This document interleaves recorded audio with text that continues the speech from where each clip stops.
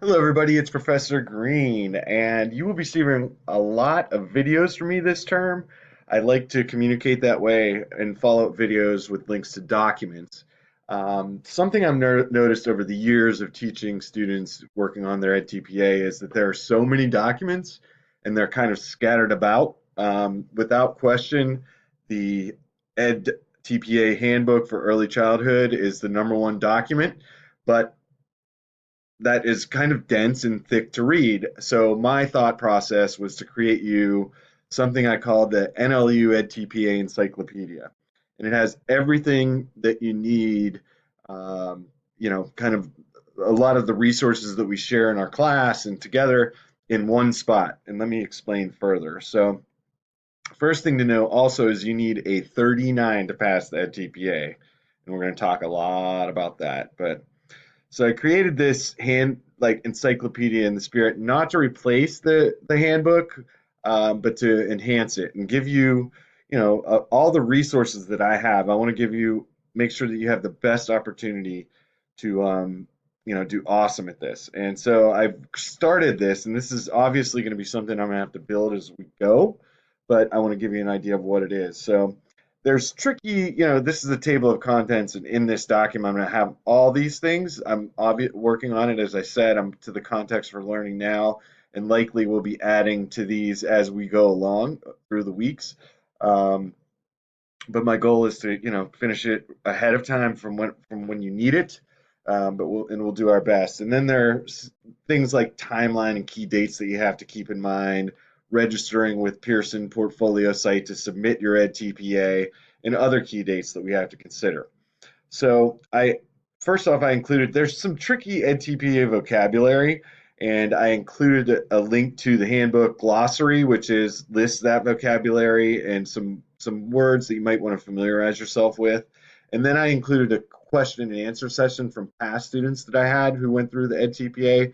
Hopefully that might be helpful. I know at the start, especially, there are a ton of questions, and hopefully that'll answer some of them.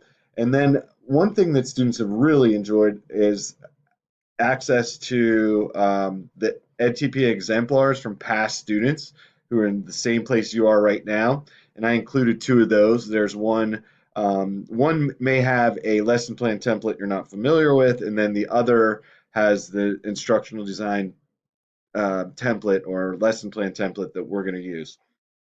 But it'll give you an idea of what the end product looks like, and students have found that extremely helpful. And then there are 4 templates that you use for the EdTPA. The rest of the documents are generated by you.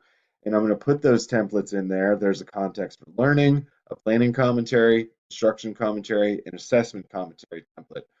So I put all those in there, and my idea was to provide a lecture. It's really not a lecture, but it's like slides that I've created, or just some insider tips or information, access to resources that are out there that you might find helpful for each part as you do it. And again, this is not a document that you sit down and read, or you might just your head may explode because there's a lot of information. Use it as, like I said, an encyclopedia or a dictionary, something as a reference material. Say, well, oh wow, I know that guy said something about context for learning, and he had some resources for us. So whenever you're doing your context for learning, you're actually creating it. Go there, take a quick look, get some ideas. There are a lot of videos, documents that you can click on, and links that you can open up. Obviously, let me know if there's anything that isn't working, and I'll fix it right away. And as I mentioned, the reading resources for our course, um, Making Good Choices document, the handbook, and understanding rubric level progressions, they're linked in here. And then also your textbook. Your textbook is great to use as a reference whenever you're writing your commentaries, because you have to cite your references. So that's a textbook that you can use to cite your references. And I highly encourage you to use past textbooks if you still have them. Or I offer alternatives to that, going to the library and access to different documents that you can, requesting different documents that you can have access to add if you need them. And then I also provide a reading suggestions. Due to the dynamic nature of the EdTPA, meaning we're all working on different parts at different times of the quarter, It really depends. What you read really depends on what you're working on. For instance, there's no way to set the readings in stone without avoiding overlap or giving students who may be farther along the wrong material to read. So it's really up to you. And this is a self-driven project. It's really up to you. And I'm here to kind of facilitate and guide you along the way. And then also just some general things that I wanted to add, writing resources, how to improve your writing, adapting internet plans for your EdTPA learning segment, and generally what that's about. There really isn't a lesson out there that hasn't been done already. And there are some great sites that give you ideas. You don't want to copy and paste the lesson exactly as it is, but you want to, you can get ideas from different sites because there are so many great resources that are available for free. You could start there if that's what you want to do. And then also learning styles.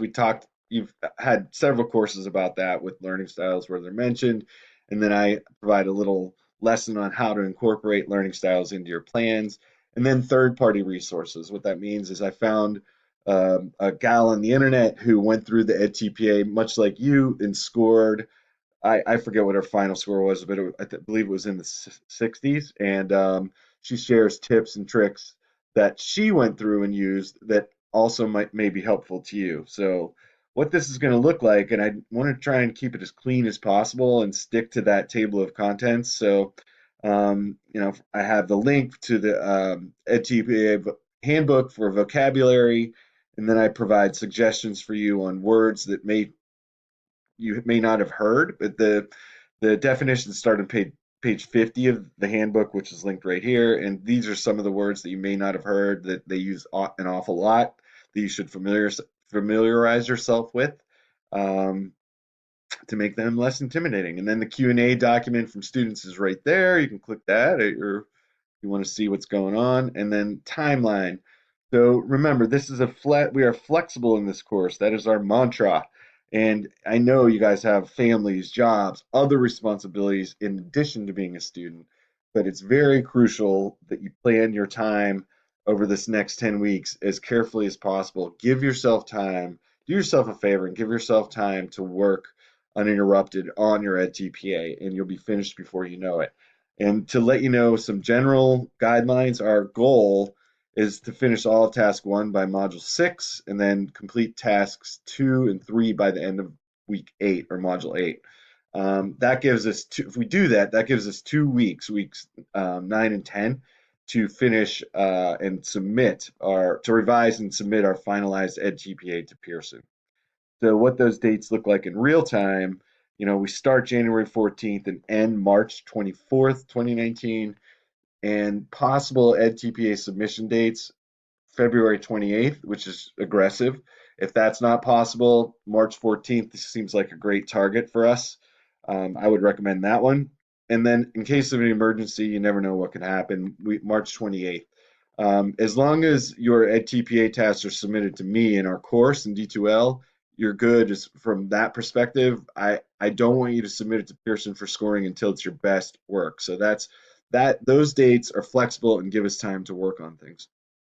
And then here's a video that walks you through step by step of registering for Pearson's portfolio system, and there's a document as well to help you with that. Um, and as I mentioned, exemplars or examples. Here's an example here from a past student and an example here. And this is all of task 1, and I believe this is the entire assessment. So that'll give you an idea of what it looks like. I know I like to view the overall picture. And then we get into the context for learning, and this is as far as I've made it. So again, we're building the plane as we fly it, so to speak. But your template is provided, and then a little lecture or some resources, and tips on what I know about the scorers of the EdTPA and what they're looking for, and just context for learning in general. And then again, there are a lot of videos in here. So I had a prior course who did a mock context for learning before they did the real thing for Pearson. And I noticed some common themes and provided feedback to the group. So, these are things that I've noticed over the years. So, a lot of students have these same issues or challenges, and I kind of capture that in this little video here, so you can watch that whenever you're creating your context for learning.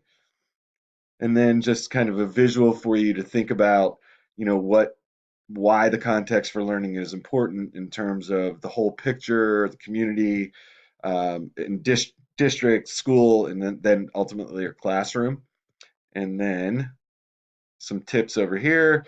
And then the Past TPA is a website that has a lot of great tips, and I provide a link for you here. And again, you'll notice that the word draft is on here, so there's still a lot of work to do, but this is kind of the idea to I just want to give you every resource and advantage possible to get what you need to make this work. So, all right, thanks guys. Sorry for this long one.